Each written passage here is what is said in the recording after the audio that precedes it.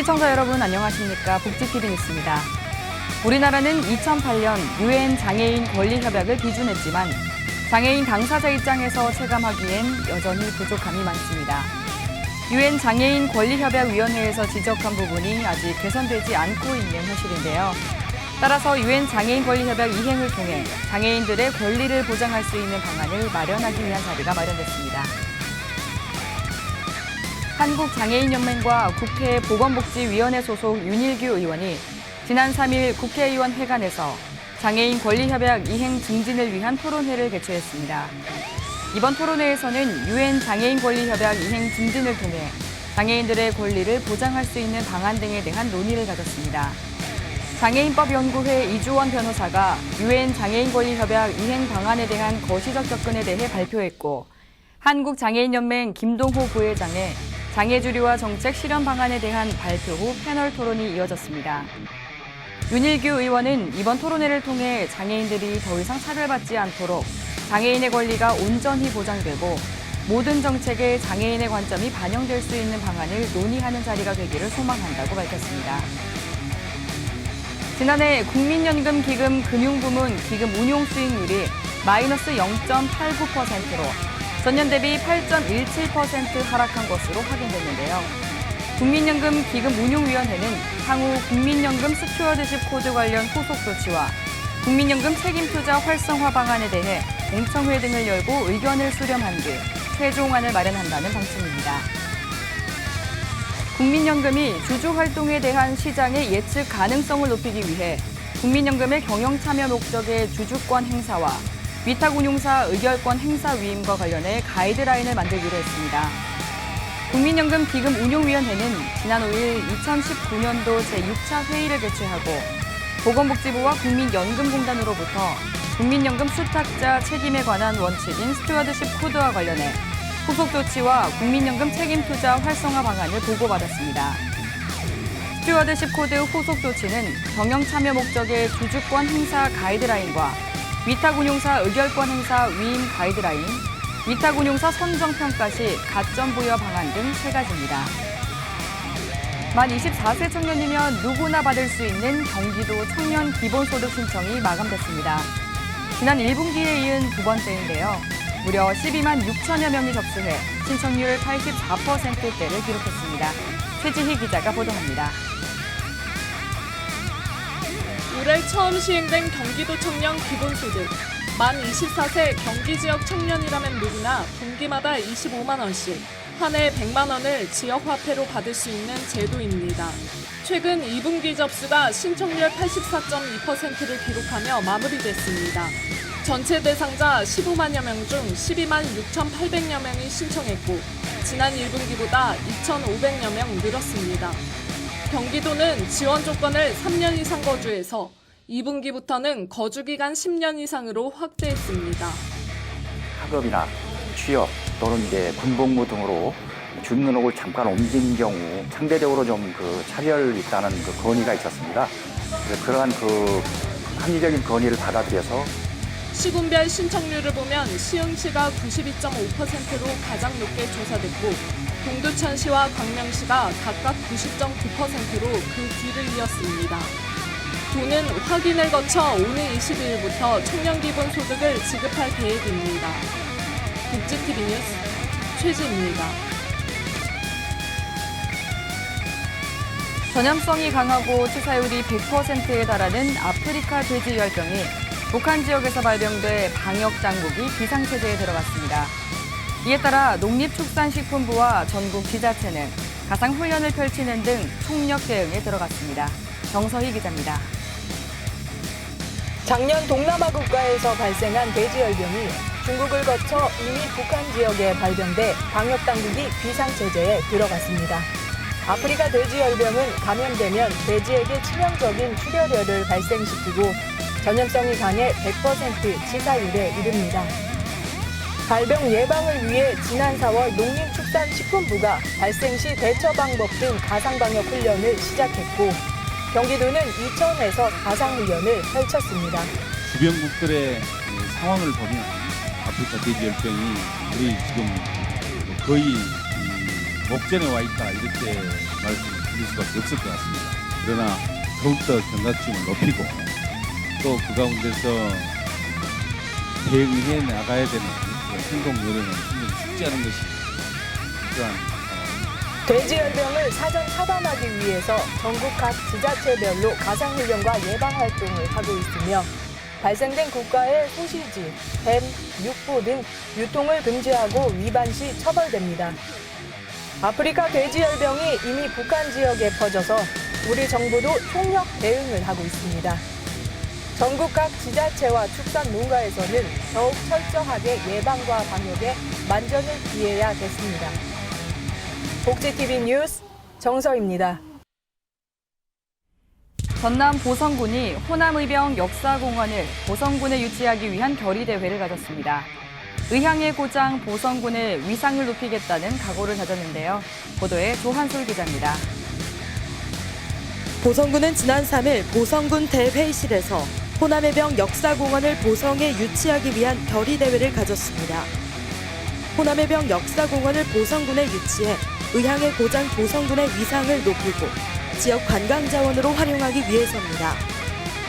김철우 보성군수와 신경군 보성군 의회 의장, 의병 유족 등 200여 명이 참석한 가운데 가진 결의대회는 구호 퍼포먼스와 보성 의병 활동사 강의 등의 순으로 이어졌습니다. 보성은 죽전 박광전 선생을 비롯해 삼도 임계영 장군, 머슴살이 의병장 안규홍, 독립운동 선각자 송재 서재필 선생을 배출한 구국충절의 고장입니다. 현재 전남도 내에서 역사공원 유치에 나선 지자체는 1개의 시와 5개 군으로 알려졌습니다. 우리 보성군은 인진 정유대란부터 한말 일제 강경기까지 777명의 의병이 활동한 지역입니다. 외세의 침입에 스스로 일어나 의병을 저지하여 구국운동에 목숨을 바친 의향의 고장이기도 합니다. 입지의 역사성 및 상징성과 지리적 접근성을 고려해 봤을 때 호남 의병 역사공원 조성의 최적기라고 판단이 됩니다. 오늘 호남 의병 역사공원을 보성에 유치하기 위하여 온 국민의 의지와 결의를 다지고자 유치 결의대회를 개최하게 되었습니다. 전라남도는 오는 2022년까지 국비와 도비 등 480억 원을 들여 16,500여 제곱미터의 지하 1층, 지상 3층 규모의 기념관 건립 계획을 추진하고 있습니다. 역사공원에는 테마정원과 전시실, 학예실, 수장고 등이 들어설 것으로 보입니다. 전남도는 각 분야의 심사위원을 소집해 7월에 현장 답사를 마치고 다음 달 10일을 거칠 예정입니다. 사업 대상지는 33만 제곱미터의 대단위 부지 확보와 역사적 상징성, 관광성 등을 종합적으로 고려해 오는 9월쯤 선정될 예정입니다. 복지TV 뉴스 조한솔입니다. 전남 여수시가 양성평등주간을 기념하며 평등을 일상으로라는 주제로 행사를 개최했습니다. 이나현 기자가 소식 전합니다.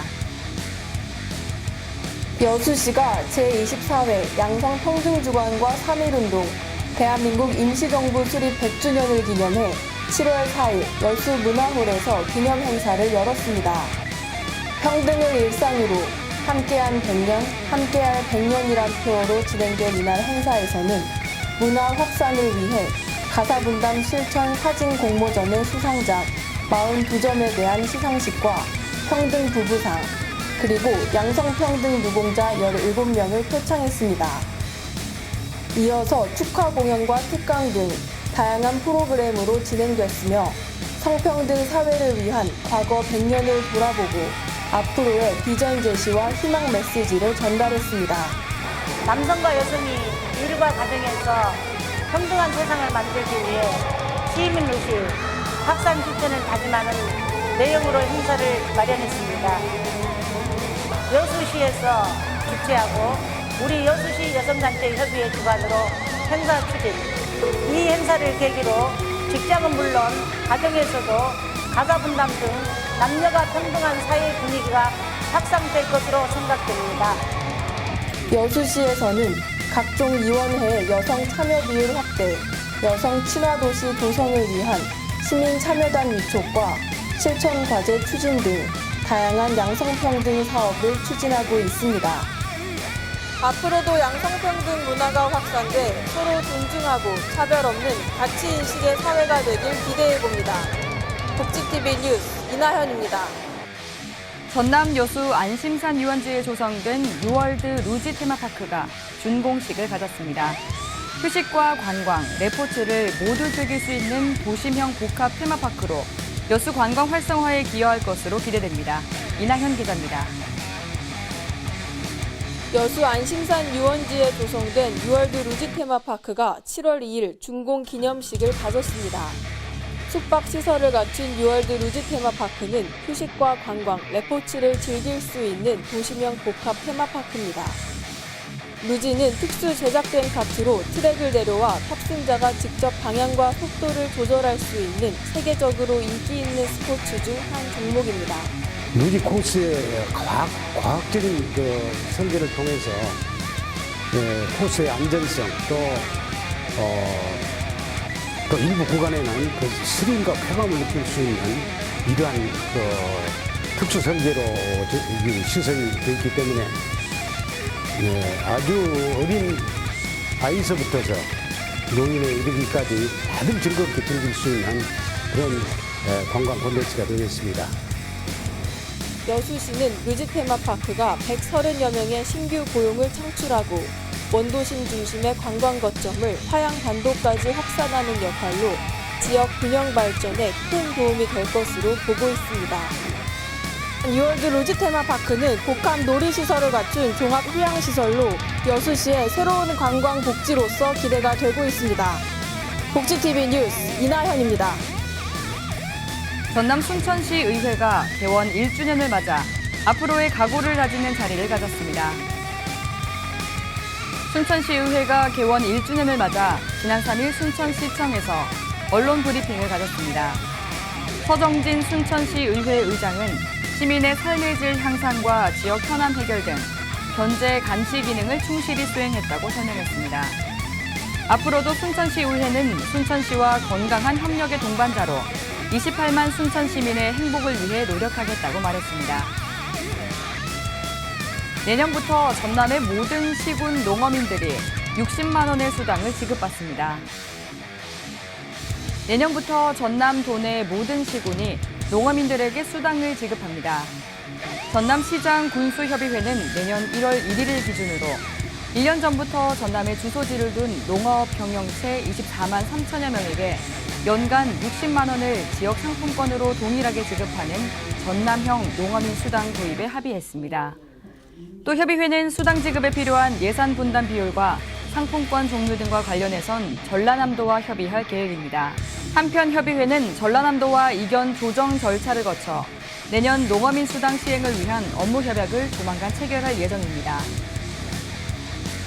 사람의 형태를 빠르게 그려내는 크로키와 느림의 과정인 손바느질로 우리 인생을 그려내는 김현엽 작가의 초대 개인전이 열렸습니다. 이나현 기자가 문화소식 전해드립니다. 사람의 형태를 빠르게 손으로만 그려내는 크로키 작업에 한 땀 한 땀 손바느질로 정성을 담아 크로키 작품 활동을 하는 김현엽 작가의 들쑥날쑥 전시회가 달빛 갤러리에서 열리고 있습니다. 오는 21일까지 열리는 이번 전시회는 누드 크로키 작품과 크로키의 색감을 배합한 감각적 분위기의 채색 크로키 작품들을 선보입니다. 작가는 누드 크로키를 천에 옮겨 손바느질을 하고 보다 완벽한 조화와 완성도를 위해 기존의 크로키 작업에 채색 작업을 추가해 단조롭게 보일 수 있는 작품에 작가만의 감성을 입혀줍니다. 우리 인생의 모든 것들이 또 희노애락이잖아요. 슬픈 일과 기쁜 일 이런 것들이 모두 왔다 갔다 하는 그런 느낌을 나타내고 또 그것을 통해서 내가 색으로 표현하는데 그 아름다움을 표현하면서 또 이 모든 사람들이 그 아름다운 일처럼 그렇게 우리 인생도 이렇게 아름다움을 꾸며가는 이런 생활이 되었으면 좋겠다 해서 이 작품을 하게 되었습니다. 이처럼 들쑥날쑥을 주제로 우리의 인생과 삶의 무게를 이야기하는 김현엽 작가는 개인전과 단체전 등 활발한 작품 활동을 하고 있습니다. 빠른 작업의 크로키와 느림의 과정인 손바느질을 통해 우리의 힘든 인생을 위로하는 작가의 작업이 앞으로도 힘찬 생명의 질주로 피어나길 기대합니다. 복지TV 뉴스 이나현입니다. 계속해서 간추린 뉴스 전해드립니다. 그동안 불편이 있었던 장애인과 15세 이하 아동의 의료급여 이용 절차가 편리해집니다. 지난 1일 보건복지부는 15세 이하 아동과 장애인의 의료급여 이용 절차를 개선하는 것을 주요 내용으로 하는 개정 의료급여법 시행규칙이 시행된다고 밝혔습니다. 이번 법령 개정으로 1차 의료기관의 의료급여 의뢰서 없이 2차 의료기관을 이용할 수 있는 아동 연령을 8세 미만에서 15세 이하로 확대하고 이용 시간대도 야간이나 공휴일로 한정하지 않도록 개선했습니다. 특히 장애인이 장애인 구강진료센터를 이용할 때 장애인 구강진료센터가 3차 의료기관이라 하더라도 2차 의료기관의 진료를 거치지 않고 바로 이용할 수 있도록 했습니다. 보건복지부와 삼성카드, 초록우산 어린이재단이 지난 5일 이른동이 양육물품 및 이른동이 부모교실 지원 협약을 체결했습니다. 보건복지부는 이번 협약을 통해 앞으로 매주 이른동이 양육 100가구에 이른동이용 특수 기저귀와 분유 등이 포함된 양육 맞춤짝을 3년간 지원할 계획이라고 밝혔습니다. 또 이른동이 양육에 대한 정보가 부족한 부모 250명을 대상으로 3년간 매년 교육을 실시합니다. 이른동이 양육 기술을 전달하고 이른동이 양육 경험이 있는 가정들이 서로 정보를 교류할 수 있는 기회를 제공할 예정입니다. 앞으로 결핵 환자를 검진하는 의료인을 보조하는 간호조무사도 주기적 잠복결핵 감염 검진 대상에 포함됩니다. 결핵균을 흡입한 사람의 약 30%가 잠복결핵에 감염되고 잠복결핵 감염자의 약 10%가 추후 결핵으로 발병하기 때문에 결핵 환자를 치료하는 의사와 간호사, 방사선사 등 진단 의료기사는 주기적 잠복결핵 감염 검진 대상자로 지정됐습니다. 하지만 간호조무사는 그동안 검진 대상에서 제외됐습니다. 따라서 국민권익위는 결핵균 감염 위험성이 높은 간호조무사도 매년 실시하는 잠복결핵 감염 검진 대상에 포함하도록 복지부에 권고했습니다. 이 밖에 자세한 소식은 웰페어 뉴스 홈페이지와 장애인신문에서 확인하실 수 있습니다. 방송통신위원회는 청각장애인의 방송 접근권 확대를 위해 지난 4일부터 스마트 수어 방송 서비스를 시작한다고 밝혔습니다. 기존의 고정된 수어 화면에서 사용자가 원하는 위치와 크기의 수어 화면으로 볼 수 있다는 장점이 있는데요. 앞서 전해드린 UN 장애인 권리 협약 이행에 대한 논의처럼 동등한 세상을 만들기 위해 우리 모두 끊임없이 노력해야겠습니다. 이상 복지TV 뉴스를 마칩니다. 시청해주신 여러분 고맙습니다. 우리 주변에서 일어나는 불공정한 사례부터 억울한 사연, 따뜻한 미담까지 장애인신문과 웰페어 뉴스 홈페이지를 통해 보다 다양한 소식을 접할 수 있습니다. 시청자 여러분의 제보를 기다립니다. 웰페어 뉴스 홈페이지 또는 전자우편, 전화번호 02-2655-9519로 많은 제보 바랍니다.